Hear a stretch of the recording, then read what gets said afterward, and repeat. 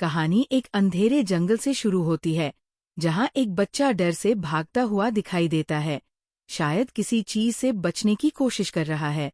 फिर दृश्य बदलता है और एक लाल बस दिखाई देती है, जो जंगल के बीच से गुजरती हुई सड़क पर चल रही है।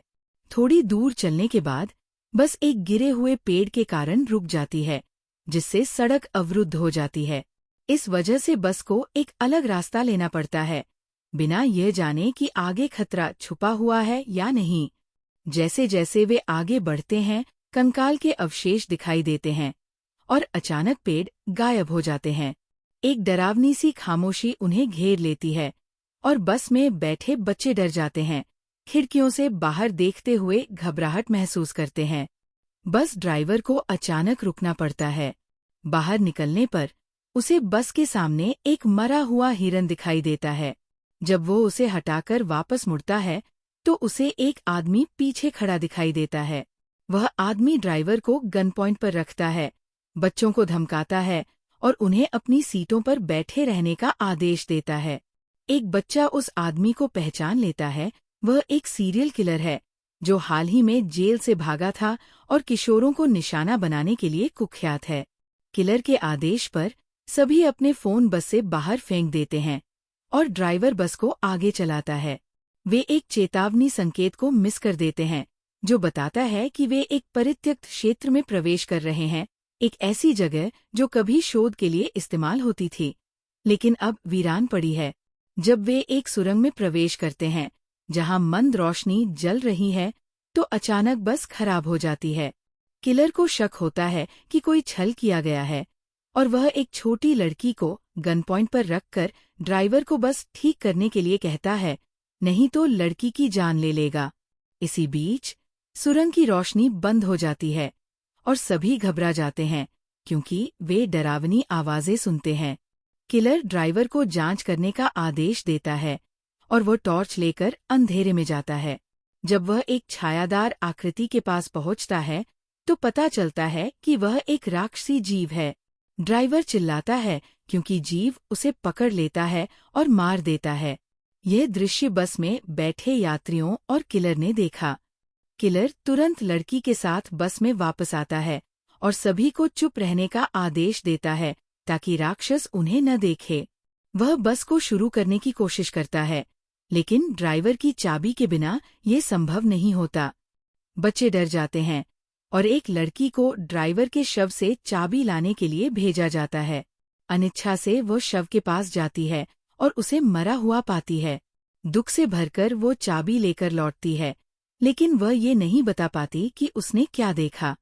किलर का धैर्य खत्म हो जाता है और वह एक लड़के को बस शुरू करने का आदेश देता है, धमकी देता है कि अगर वह मना करेगा तो सभी को मार देगा। बच्चे हिम्मत जुटाते हैं और किलर को निहत्था कर देते हैं, लेकिन इससे पहले कि वे कुछ कर पाते, बस की छत से आवाजें आती है। ये विचलन किलर को गन पर फिर से कब्जा करने का मौका देता है। बाहर आवाजें तेज हो जाती हैं और गुस्से में किलर बाहर निकलता है। अंधेरे में छिपे किसी भी चीज को चुनौती देता है। उसकी चुनौती अचानक खत्म हो जाती है जब एक जीव उस पर हमला करता है और उसका सिर काट देता है। बच्चे सदमे में देखते हैं कि कैसे जीव, जिसके कई टेंटेकल हैं, किलर के सिर को अपने हाथ में पकड़े हुए है। ये समझते हुए कि उन्हें भागना होगा, बच्चे सुरक्षा के लिए बस के अंदर रहने का फैसला करते हैं। लेकिन अचानक बाहर से अजीब आवाजें आने लगती है। तभी बस का दरवाजा खुलता है और राक्षसी जीव के बड़े पंजे दिखाई देते हैं। जीवित रहने की कोशिश में वे पीछे के दरवाजे से भागते हैं और टॉर्च की रोशनी से जीव को डराते हैं, जो प्रकाश से डरता प्रतीत होता है।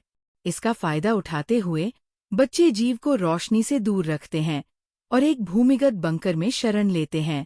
अंदर वे एक कमरा पाते हैं जहां उस क्षेत्र का नक्शा है, जिससे पता चलता है कि वे एक सैन्य अड्डे पर है। वे समझते हैं कि अगर ये सैन्य अड्डा है तो वहां एक पावर कंट्रोल पैनल होना चाहिए, जिसे सक्रिय करके वे रोशनी जला सकते हैं और जीव से सुरक्षित रह सकते हैं। वे पैनल ढूंढने और चालू करने की योजना बनाते हैं। कुछ लोग पावर स्रोत की तलाश में जाते हैं, जबकि अन्य पीछे रहते हैं। एक लड़की, जिसे शौचालय जाने की जरूरत महसूस होती है, एक लड़के से उसके साथ चलने को कहती है। जब वे चलते हैं तो लड़का बात करता रहता है, लेकिन कुछ समय बाद उसे एहसास होता है कि लड़की जवाब नहीं दे रही है। जब वह मुड़ता है तो वो गायब हो चुकी होती है। वह उसे ढूंढने की कोशिश करता है, उसका नाम पुकारता है, लेकिन कोई जवाब नहीं मिलता। आखिरकार वे उसे जीव की पकड़ में पाते हैं, जो उसे मारने वाला होता है। लड़का आग से जीव का ध्यान भटकाता है, जिससे उसका दोस्त उसे बचा लेता है। क्विनी और उसका साथी जल्दी से भागने में सफल हो जाते हैं, ये सोचकर कि जीव उनका पीछा नहीं कर रहा है। हकीकत में जीव ने लड़की के हाथ से टॉर्च गिरा दिया था, जो पानी में गिरकर बुझ गया। जैसे ही जीव उस पर हमला करने वाला होता है, उसके मुंह से अजीब चीजें निकलती हैं, जो रेजी के चेहरे पर गिरती है। ये खून था। जब क्विनी और उसका दोस्त रेजी को देखते हैं तो वे सदमे में आ जाते हैं। वे कुछ नहीं कर सकते, और जैसे ही जीव उसे खाने वाला होता है, अचानक रोशनी दिखाई देती है, जो जीव को डरा देती है। उन्हें एहसास होता है कि उनके दोस्तों ने आखिरकार जनरेटर ढूंढ लिया है। इसी बीच नोलन और उसके साथी, जिन्होंने जनरेटर ढूंढकर चालू किया था, पास के एक कमरे में एक मृत शव, तस्वीरें और नोट्स पाते हैं। ये नोट्स जीव के बारे में जानकारी से भरे हुए हैं, जिससे पता चलता है कि किसी ने उस पर व्यापक शोध किया था, लेकिन उसे मार नहीं सका। उनका लक्ष्य नोट्स पढ़ना नहीं, बल्कि पुलिस कार से जल्दी से भागना था। हालांकि जब वे वापस मुड़ते हैं तो उन्हें दूरी में एक अजीब सी छाया दिखाई देती है। शुरू में वे डर जाते हैं, सोचते हैं कि ये जीव हो सकता है, लेकिन ये उनके 3 साथी निकलते हैं। वे उन्हें देखकर राहत महसूस करते हैं, लेकिन खुशी जल्दी ही खत्म हो जाती है जब वे क्विनी की गर्दन पर गहरा घाव देखते हैं, जो जीव के काटने से खून बह रहा है। काटने का मतलब था कि क्विनी खुद एक जीव में बदल सकती है। एक साथी सुझाव देता है कि उन्हें उसे अपने साथ नहीं रखना चाहिए, लेकिन अन्य असहमत होते हैं। क्विनी की स्थिति को समझने के लिए वे उस कमरे में वापस जाते हैं जहां उन्हें नोट्स मिले थे। वे एक नोटबुक पढ़ना शुरू करते हैं, जो एक लड़के की कहानी बताती है, जो अपनी बहन के साथ नई जगहों की खोज करना पसंद करता था। एक दिन खोज करते हुए वे एक सैन्य अड्डे पर पहुंचते हैं। लड़का नक्शे से विचलित हो जाता है, जबकि उसकी बहन आगे बढ़ जाती है और अचानक सुरंग में कुछ देखकर सदमे में आ जाती है। जब लड़का ऊपर देखता है, तब तक बहुत देर हो चुकी होती है। उसकी चीखों की आवाज सुरंग से गूंजती है, और बहन को बचाने के बजाय वो खुद को बचाने के लिए जंगल में भाग जाता है। ये वह दृश्य था जो फिल्म की शुरुआत में दिखाया गया था।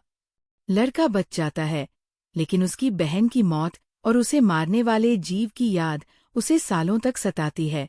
वह जीव पर शोध करता है और उसे मारने के लिए एक मशीन बनाता है, लेकिन इससे पहले कि वह अपनी योजना को अंजाम दे पाता, जीव उसे ढूंढ लेता है और पहले ही मार देता है। उसके नोट से वे जानते हैं कि जीव कभी भी अपने शिकार को जीवित नहीं छोड़ता, चाहे वह उन पर हमला करे या काटे। क्विनी अब गंभीर खतरे में है। समूह जीव से लड़ने और उस आदमी का अधूरा काम पूरा करने का फैसला करता है, मशीन को पूरा करके जीव को मारना। क्विनी के आपत्ति करने पर कि वह किसी और को खतरे में नहीं डालना चाहती, उसके दोस्त उसे आश्वासन देते हैं कि वे सभी बच जाएंगे। एक हार्दिक आलिंगन के बाद वे योजना पर काम करना शुरू करते हैं। कुछ प्रयास के बाद वे आदमी की मशीन को पूरा कर लेते हैं, और ये पूरी तरह से कार्यात्मक हो जाती है। वे खुश होते हैं, लेकिन मुख्य कार्य अभी बाकी है, जीव को मशीन में फंसाना। वे क्विनी के खून से सने कपड़ों को खुले क्षेत्र में रखते हैं, ताकि जीव को आकर्षित किया जा सके। जल्द ही जीव दिखाई देता है, खून की गंध से आकर्षित होकर। हालांकि उसे एहसास होता है कि क्विनी वहां नहीं है। इसी समय नोलन मशीन को सक्रिय करने की कोशिश करता है, लेकिन ये खराब हो जाती है। जीव क्विनी का पीछा करना शुरू कर देता है, लेकिन इससे पहले कि वो हमला कर पाता, समूह मशीन को सक्रिय करने में सफल हो जाता है, जो जीव पर तेज रोशनी डालती है। जीव क्विनी को छोड़ देता है, और वह और उसके साथी जल्दी से सुरंग से भाग जाते हैं। उनमें से एक साथी जीव को छुरा घोंपता है, लेकिन यह उसे मारने के लिए पर्याप्त नहीं होता। कोई और विकल्प न होने पर समूह टॉर्च लेकर भागने का फैसला करता है। वे भागते हैं, लेकिन जीव उनके पीछे होता है। 2 लड़कियां सुरंग से बाहर निकलने में सफल हो जाती है और राहत की सांस लेती हैं, लेकिन उनके दोस्त अभी तक बाहर नहीं निकले हैं और जीव उनका रास्ता रोक रहा होता है। जैसे ही लड़कियां निराश होने लगती हैं, उनके 3 दोस्त सुरंग से बाहर निकलते हैं, जिन्होंने जीव को आग लगा दी होती है। जीव आग की लपटों में घिर जाता है और उनकी योजना सफल हो जाती है। उन्होंने जीव को मार दिया और खुद को बचा लिया। न केवल ये, बल्कि उन्होंने भविष्य में उस क्षेत्र में आने वाले किसी भी व्यक्ति के लिए खतरे को खत्म कर दिया, जिससे वे खुशी महसूस करते हैं। अंतिम दृश्य में समूह अपने ड्राइवर को याद करता है, जिसने उन्हें एक पहेली दी थी। वो क्या है जो हमें हर मुश्किल स्थिति से बाहर निकालता है? उस समय उन्हें जवाब नहीं पता था, लेकिन अब वे समझते हैं कि यह साहस था। ड्राइवर ने उन्हें एक मूल्यवान सबक सिखाया था, यहाँ तक कि अपने अंतिम क्षणों में भी, जो उन्हें जीवन भर मदद करेगा। और इसके साथ कहानी समाप्त होती है।